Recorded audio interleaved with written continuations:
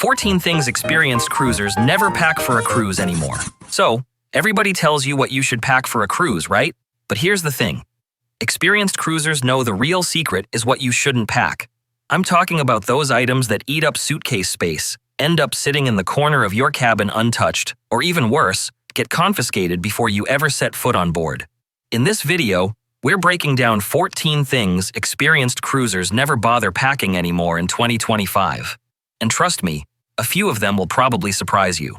Oh, and stick with me until the very end, because I've added some bonus packing tips that most people never even think about. Those little hacks that'll make other passengers stop and say, "Where did you get that idea from?"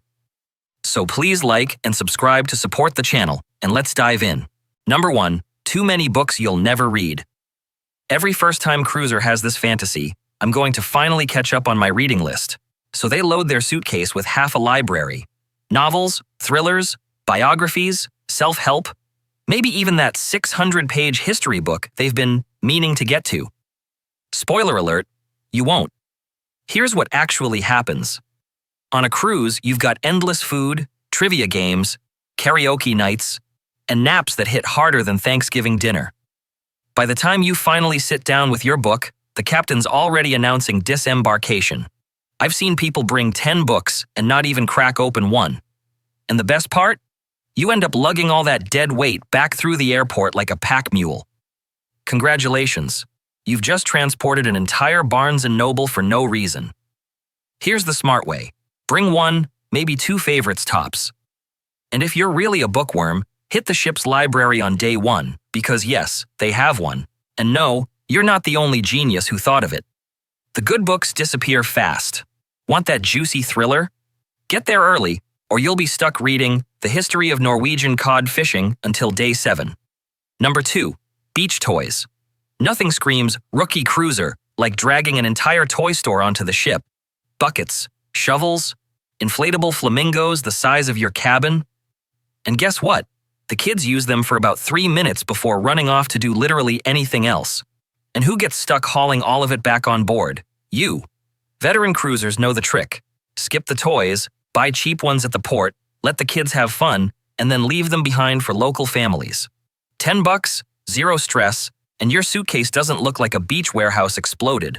Number 3, gym clothes and bulky jackets you'll never wear. Oh yes, the classic, I'm totally going to hit the gym every day on this cruise. Sure you are. That's why you packed your running shoes, leggings, and even that brand new fitness outfit you swore you'd finally use. Let me save you the suspense. The only marathon you're doing is the buffet line, and the only lifting you'll do is raising a piña colada to your lips. Cruise ship gyms look amazing. Treadmills with ocean views, fancy weights, even yoga mats. But let's be honest, if you don't work out at home, you're not suddenly turning into an Olympic athlete at sea. By day 3, those gym clothes are still folded in your suitcase, silently judging you while you eat your second dessert of the night. And bulky jackets? Unless you're going on an Alaskan cruise or heading somewhere actually freezing, forget it.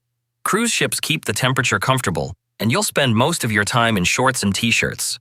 That winter coat just eats up half your suitcase for no reason. The only thing it'll work out is your back while you're dragging it through the terminal.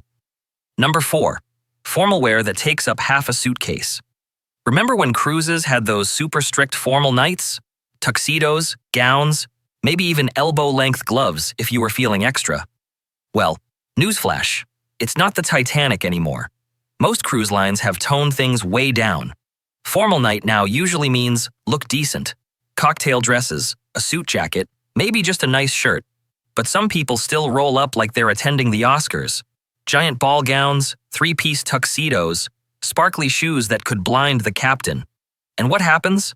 They wear it once, suffer through it, and then it sits crumpled in the closet for the rest of the cruise. Meanwhile, it hogged half their suitcase and wrinkled everything else they actually wanted to wear. Experienced cruisers know better.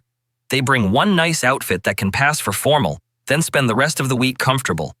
Because nothing says vacation like eating lobster tail in flip-flops while the guy at the next table sweats through his rented tux.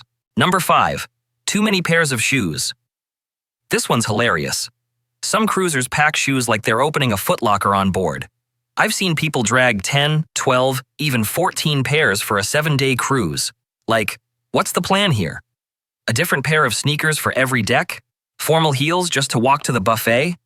Here's the truth. You'll live in 3 pairs max. Flip-flops or sandals for the pool, a pair of sneakers for walking in port, and something a little dressy for dinner. That's it.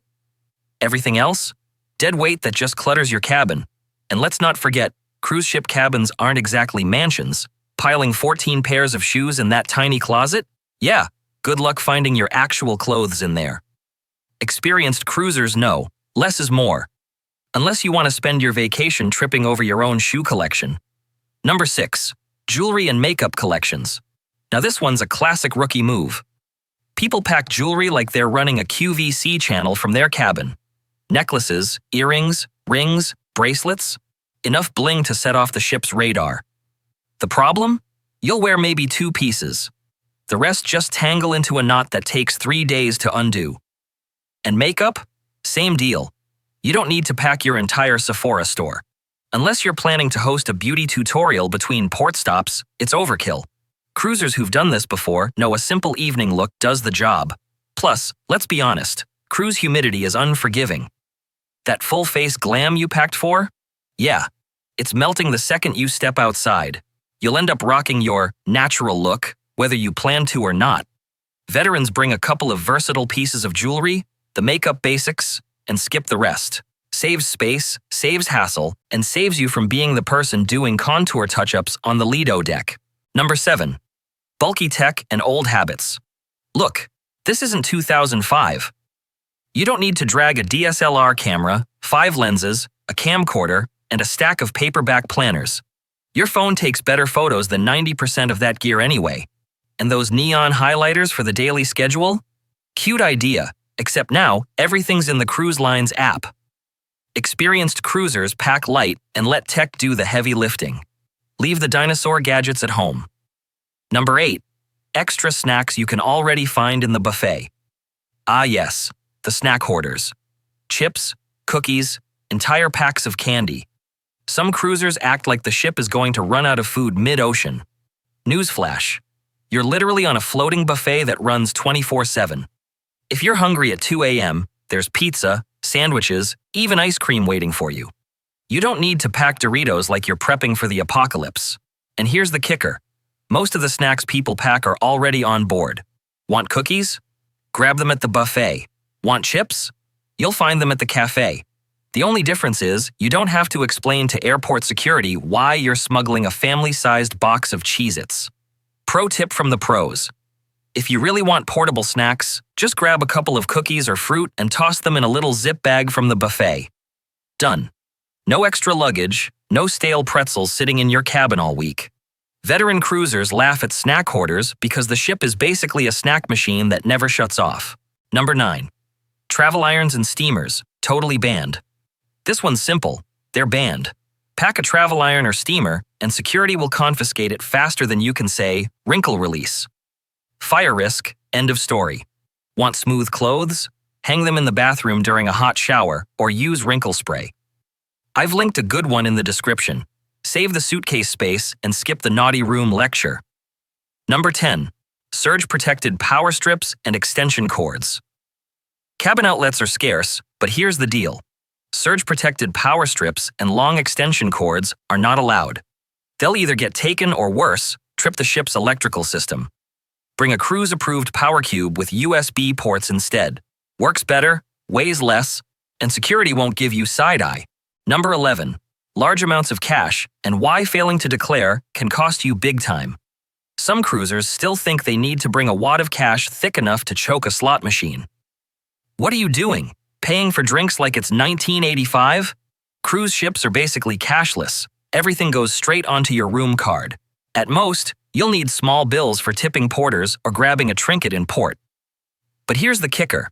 In many countries, including Australia, if you carry more than, let's say, 10,000 Australian dollars, or foreign currency equivalent, you must declare it at customs. If you don't, it can get confiscated and you might face hefty fines. Veterans bring just enough cash to handle small purchases and emergencies, maybe a bit extra, and they always know the declaration rules for the ports they're visiting. Because showing up with too much cash and skipping the form? That's an easy way to mess up your vacation before it even starts. Number 12. Sneaking alcohol tricks. Security has seen it all. This one's short. Don't bother.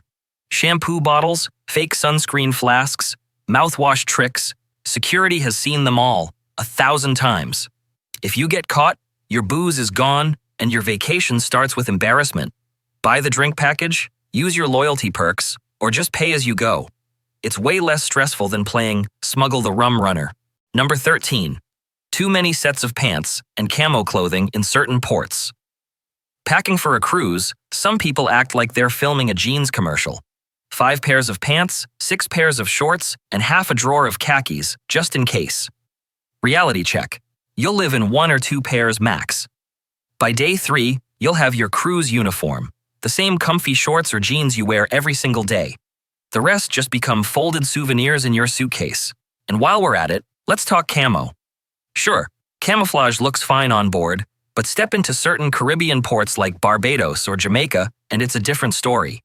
There, wearing camo can actually get you in trouble because it's reserved for military and police.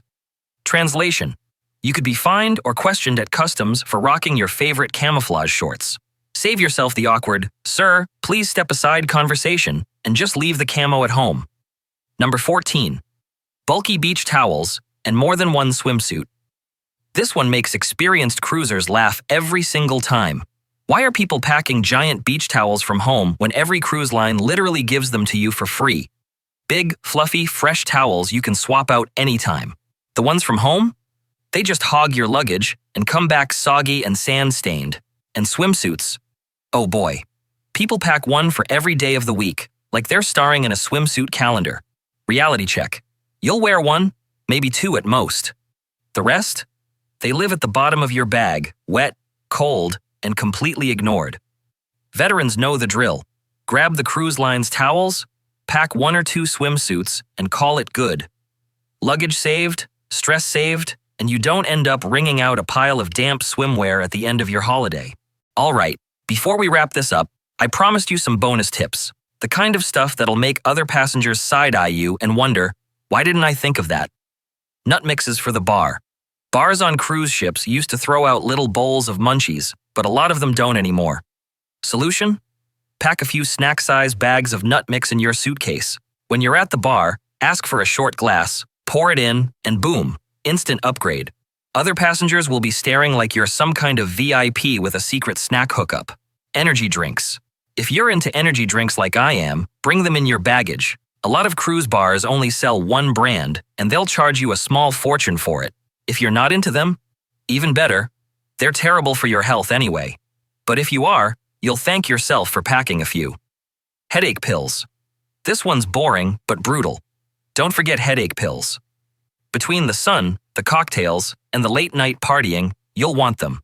Sure, you can buy them on board, but they'll cost more than a martini. Pack your own and save yourself the pain, literally. And that's the list. 14 things experienced cruisers never pack anymore. Are there any on this list you're guilty of or done before? Let me know in the comments. And if you made it all the way to the end, write cruise for you down below so I can thank you for supporting the channel. By the way, there are some unwritten cruise rules every first-time cruiser breaks. Feel free to watch that video and see if you're guilty of any of those things. See you over there, and happy cruising.